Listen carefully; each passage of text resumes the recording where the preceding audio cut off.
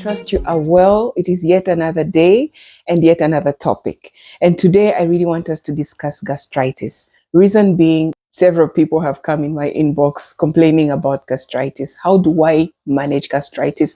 What caused my gastritis?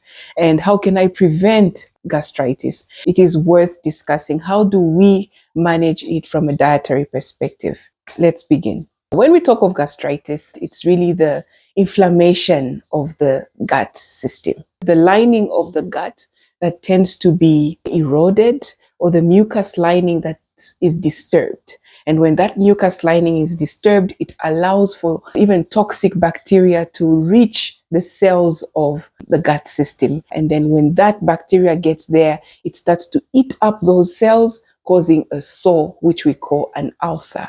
And it can be very uncomfortable. There are a number of causes of gastritis, and one reason is the over-the-counter medication.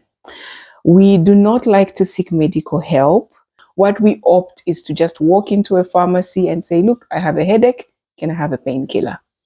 Without finding out what has caused this headache, what could be the underlying issue, how can we best help the body? Could I perhaps use food to treat? But no, we want quick things. The use of antibiotics, the use of over-the-counter medications in general can cause gastritis because you are changing or altering the gut environment. Others have even gone to the extent of calling it the second brain because it is that important. It communicates to us what is happening. Even the smell of your poo, for example, you go to the toilet to do number 2, it shouldn't be too smelly. If it is too smelly to the point where you have to almost empty a whole can of air freshener, there's a problem with your gut somewhere. There's an intrinsic balance between the different organisms in your gut. And some of these organisms, you obtained them from birth, from the time you were being formed in the womb. And so some you may never even get back if you continue with the process of damaging the lining of the stomach. And so these medications and pills we pop in, quite all right, they help with the temporal problem of headache or whatever. So basically we are treating symptoms. You treat the symptom, the headache goes away, you feel great. But what continues to happen is that the gut environment changes because that pill brings in foreign chemicals that some the body does not recognize, or fine, it recognizes it, but it changes the pH of the environment. And now the good bacteria is lost and the bad bacteria is made to thrive, and all that erodes the lining or the mucus. Think about it as thick mucus, like layered on your stomach. And now that is removed, exposing the delicate region of the stomach. So bad bacteria starts to eat there, causing sores or inflammation. And hence you get this horrible feeling of what we call gastritis. Another reason in our context why we have or we suffer from gastritis often is because of a bacteria called H. pylori. It's already a bacteria that exists in our gut system. It is quiet. If you don't disturb it, it is quiet. If you keep it to a low amount, it is quiet. Like most bacteria, actually. In fact, it's actually good because it builds your immunity when you're exposed. And that's why we are encouraged to have our children play and explore. They will put things in their mouths and you will not really see drastic symptoms or drastic conditions emerging because it's in small doses. But if it is in excessive amounts, it starts to react. And how do we get excess H. pylori? It's person-to-person contact, poor hygiene as well, tap water, which can be contaminated with H. pylori. All that introduces H. pylori. And when H. pylori is in excess, again, that lining of the stomach gets eroded. And then you have gastritis. But unfortunately, you blame food, but we'll get to that. Another reason why we get gastritis is because of alcohol abuse. Alcohol is a toxin. Guys, it's a toxin that erodes the lining of the stomach, that damages several other organs, and just messes up the way your body environment operates. And over time, it becomes a problem. So alcohol abuse is also a reason for gastritis. And then also something that has been a big topic on way to eat as a cause of gastritis, the high carbohydrate intake. We consume way too many carbohydrates, and not just any carbohydrates. It's the refined carbohydrates that we consume. I find it difficult to fathom why companies, why businesses will continue to just pamper these foods at us and make it the norm that wherever you go, this is all that you are going to find. And we've made unrefined carbohydrates or less refined carbohydrates more expensive. And then when I just want to eat seed loaf bread, you have to travel, literally. You have to get into a car, drive somewhere to find seed loaf bread that you can eat. But then the refined stuff, everywhere, just outside my gate, I can find some refined carbohydrates. And that in itself is a cause of gastritis because it changes the pH of the stomach. The food itself, the form in which it is in, causes gastritis. It's that fiber, that protein that helps to guard change in pH. At least it slows it down as well. We've talked about it a lot in the context of diabetes, but also when it comes to gastritis, refined food products can be a severe cause of gastritis. So we need to ease up on it. I'm talking of foods like biscuits, foods like crackers, foods like samosas, foods like buns and cakes and breads and, shima, which is refined. Even our traditional beverages nowadays uses refined carbohydrates. You drink munkoyo from refined maize meal. You drink jiwantu from refined maize grits, and so on and so forth. And now imagine you are consuming all these foods that can cause gastritis. And not only that, even the timing of when we eat these foods is a challenge. You find your neighbor 20 hours, and you're like, 20 hours. That's when the nshima is being cooked. And then by 22 hours, you hear silence, meaning they've all gone to bed, lights are off. Like, wait, so you guys ate around 20, 30, 21, and then you are all asleep now, and it's 22. Like, wow. And oftentimes we eat heavy, and then you sleep. So now when you are sleeping, your stomach content is also moving, right? So it comes up, and remember the stomach is an acidic environment. When it comes up to a place where it's supposed to be alkaline, that acidity starts to burn. That's how you have what we call heartburn. Others even fail to lie down. You have to wake up, especially when gastritis has advanced. For some people, it's very difficult to sleep when they've eaten a lot of carbohydrates at night. It makes it very difficult to sleep. And even when you manage to sleep, you feel like food keeps coming back up and it's burning you. All that causes gastritis. So you want to have smaller meals and preferably not before bed. So one way of avoiding gastritis is to have a small meal. Eat your dinner at 18, 20 hours with a lot of vegetables, and then not go to bed at least 2-3 hours after you've eaten. So I'm mentioning 5. I identified 5 things to talk about. There are so many causes of gastritis, but I thought in our context, these 5 are quite big. And the 5th for me is stress and poor sleep. There is this thought that to be rich, to be wealthy, the wealthy don't sleep. Poor sleep, stress can actually be detrimental. It can actually cause gastritis because you are not allowing your body or your gut microbiome to work accordingly. It is in the time of sleep. It is when you are less stressful that the body functions well. That bacteria that is in the body that is supposed to help you digest your food better and so forth works best when you are at rest, when you are less stressful. So for me, in a nutshell, if you asked me why we are beginning to see increasing cases of gastritis in Zambia, those will be the 5 reasons why we are having gastritis. So now from a dietary perspective, I also want to mention a few things that you can quickly do to treat gastritis. Number 1, avoid over-the-counter medications, please. When you have a headache, drink some water. When you have a headache, try to sleep, rest. When you have a headache, let the body work. The body has its own Panadol. If the body can't, then it will need help, but with consultation from a doctor. I will not lie to you, I can't remember when last I took a pill for whatever. Food should be my number one medicine. The so-called synthetic medication, most of them come from plant products. They extracted this from this plant, they mixed with whatever chemical, and they made a pill. Most of them have plant extracts. So why not get it straight from the plant, which is the food? Why do we have to get synthetic medication to get better? And the goodness or the beauty with eating or making food your medicine is the fact that everything is in the right balance, provided you eat in moderation, provided you are mindful of the portions that you are eating. That's the only thing we need to take care of. Over-the-counter medications, keep it to the minimal.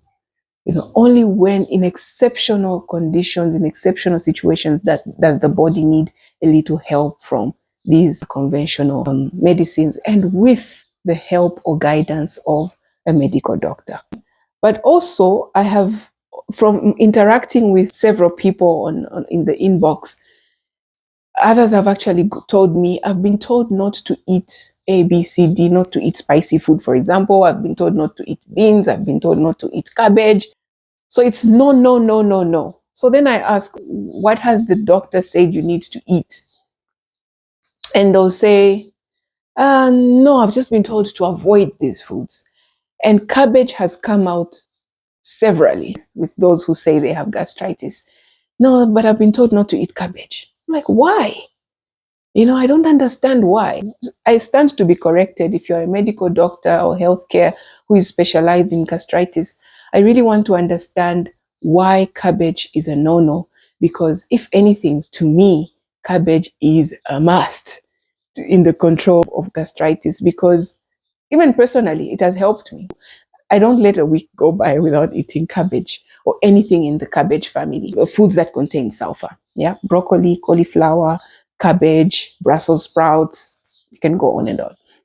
So that family is very helpful in protecting your gut microbiome, because it helps also to regenerate the pH of the stomach, and to also treat, or rather remove, the bad bacteria from operating, to allow or give time for the good bacteria to start to work. It creates an environment to say, oh, the little bad bacteria, can you start multiplying? Can you start rebuilding what has been damaged here? Bad bacteria, hey, you need to go.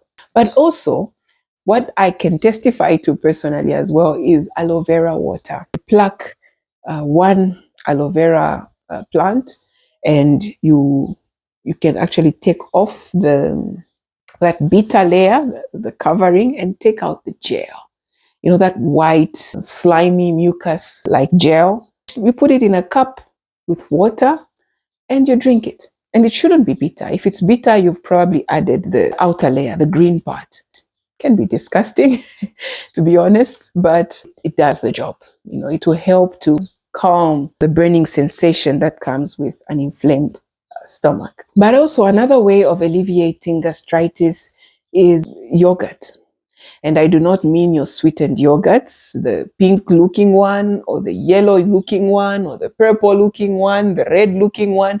All those means they've been adulterated with some kind of colorant and things like that, sweeteners. I mean natural plain yogurt. Natural plain yogurt from milk that is well cultured. All that bacteria that is added to it can help to rebuild the good bacteria that may have been stripped off for the various reasons that I mentioned earlier. So yogurt is good. Natural yogurt, such as Greek yogurt, for example. If you can afford it, please do have a small amount of it. I'm talking about maybe, say, 100 to 250 mils.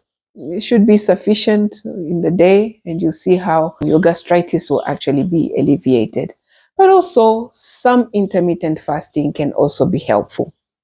So what do I mean by intermittent fasting? I know we've talked about it a lot, and there's been some concerns as well, where some people have said, no, but what about us who have gastritis and ulcers? Doesn't intermittent fasting fuel it? What about us who have X condition, want intermittent fasting? Look, intermittent fasting, like we've said, intermittent is for a short time. Now, short time can vary. And for those, I've always said, for those who can go for at least 16 hours, go for it. If you can't, and I think for us, a lot of women actually, it's a challenge, but intermittent fasting of whatever amount, basically give your stomach a break. Okay, your stomach is not supposed to have food constantly, especially when you have gastritis or when you have an ulcer.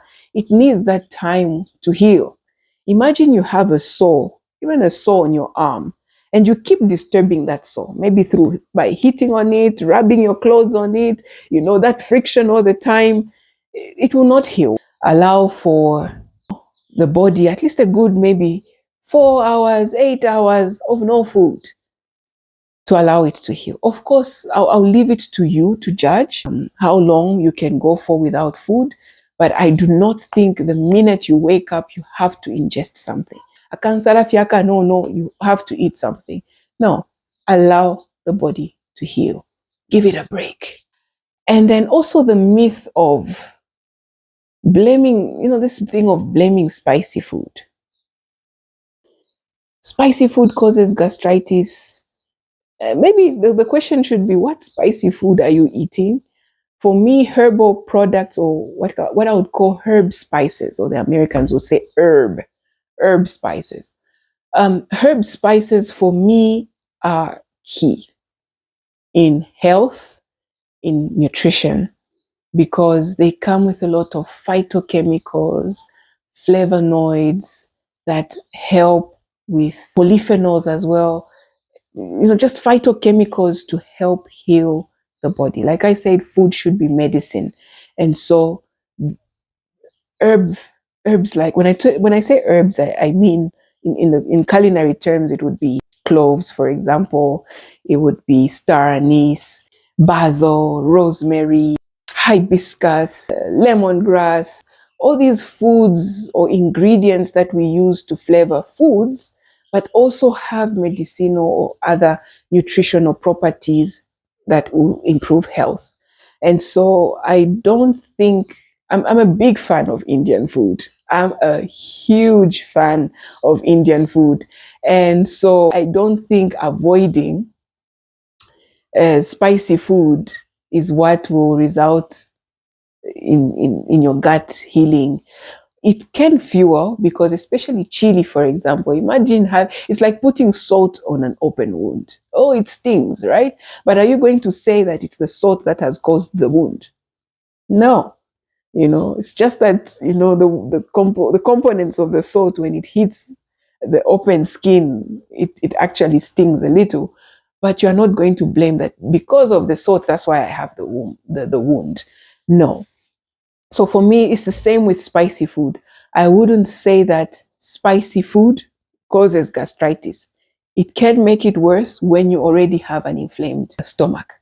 But once your gastritis has submerged through medication and also these small dietary interventions, like I've talked about, eating cabbage, taking aloe vera water, but even cucumbers, eating cucumbers or putting water in your cucumber, even when you're doing intermittent fasting. I feel many of us fail to do intermittent fasting because we want to go on a dry fast, which builds then acidity in the stomach.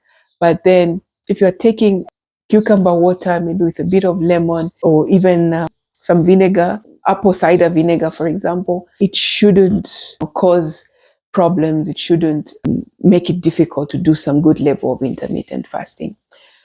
And so with that said, I hope we can continue discussions in the comments section, but I hope that was helpful. Gastritis is something, for me, I would say inflamed stomach or heartburn is something I've experienced myself. And just these small interventions quickly sort the problem out, and I go back to my normal eating. I avoid eating heavy meals, I also avoid refined foods. I sleep better, and I don't see myself going to the hospital. From time to time, you have that disruption, but the goal is to quickly help it to go back. It goes this way, you tilt it that way, like we said last time, balance. That's what is key. Okay, with that said, I hope you learned one or two things, and we'll see you in the comment section. Way to eat.